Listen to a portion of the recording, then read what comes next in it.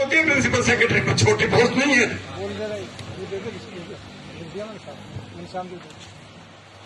बहुत ही आदरणीय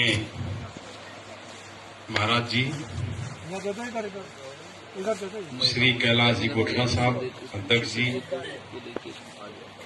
गुरु जी सुशील जी, सरपंच साहब रघुनाथ जी, घनश्याम जी भाई साहब,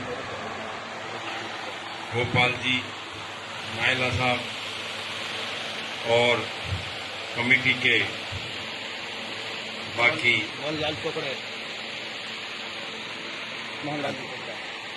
जो गणमान्य मेंबर्स साहिबान,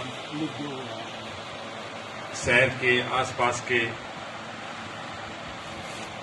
महानुभावों, माताओं,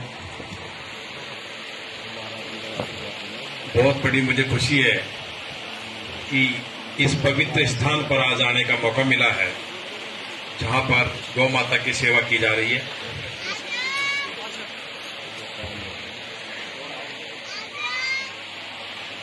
मैं आपकी जानकारी के लिए थोड़ा सा बता दूं कि मैंने भी 4 बीघा जमीन दान करके गौशाला खुली हुई है, मैं वहां सेवा करता हूं। बहुत सुंदर, बहुत सुंदर।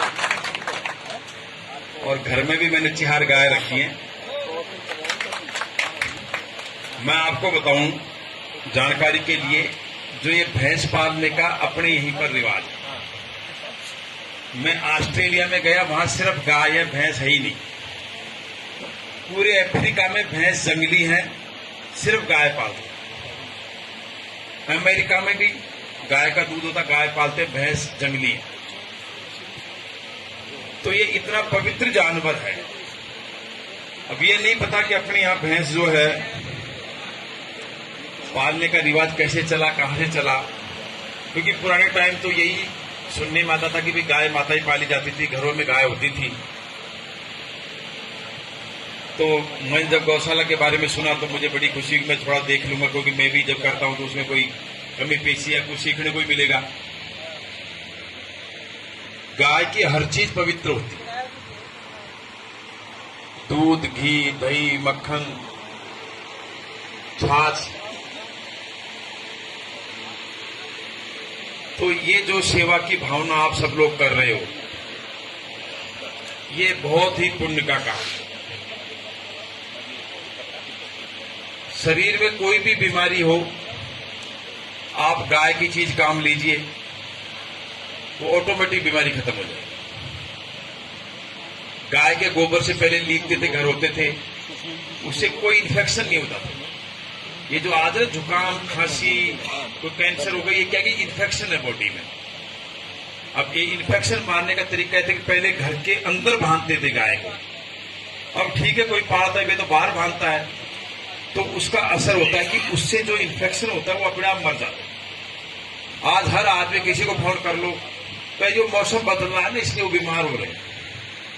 बेसिकली मौसम नहीं बदला, शरीर में जो इन्फेक्शन है उसको मारने की क्षमता कम हो गई, और क्योंकि ऐसा खाना हो गया, और जो आपके आसपास जो वातावरण है उसमें इन्फेक्शन है, उसको मारने के लिए कोई साधन मौजूद नहीं है। हमारे जो पूर्वजों ने इतना बढ़िया सिस्टम बनाया था और हमने उस सिस्टम को तोड़ दिया। गाय माता घर में रहेगी, आपका अपने आप इन्फेक्शन आसपास जो कोई भी आएगा भी तो अपने आप खत्म हो जाएगा। तो थोड़ा बहुत शरीर में घुस भी जाता है तो उसका जो गाय का घी, दूध है, उसको खाने से वो अपने आप खत्म हो जाता है। तो मैं जब बाहर विदेशों में कई बार गया तो मैं जब वहां देखा कि मैं कीजिए गाय तो ही नहीं, आपको भैंस तो ही नहीं, गाय गाय है, तो इसके पीछे क्या है, तो मुझे थोड़ा सा रुचि हुई। तो मैं सोचा चलो गायों की सेवा की जाए, और उससे क्या होगा कि किसानों के आसपास के जो खेतों में नुकसान करेंगे, और नुकसान से भी जो है मतलब गाय के डंडे पड़ते हैं, उससे बचाव हो जाता है। तो मैंने खुद देखा कि ये चलाना जो है बहुत मुश्किल काम है, एक आदमी के बस का काम नहीं है। और इसमें सारे जो आप जैसे महान लोग जो हैं ये सब सहयोग दे रहे हैं।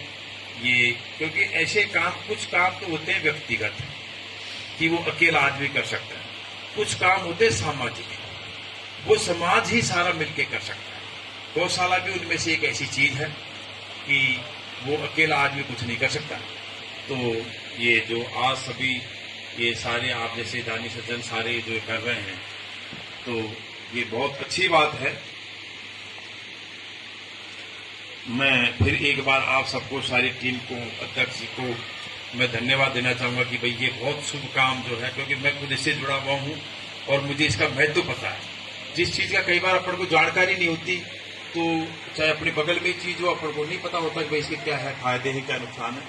पर मैं तो खुद व्यक्तिगत तौर पे देखा है कि ये सेवा बहुत बड़ी सेवा, मन इतना खुश होता है। आप गौशाला में जाओ और सेवा करो तो मन बहुत खुश होता है।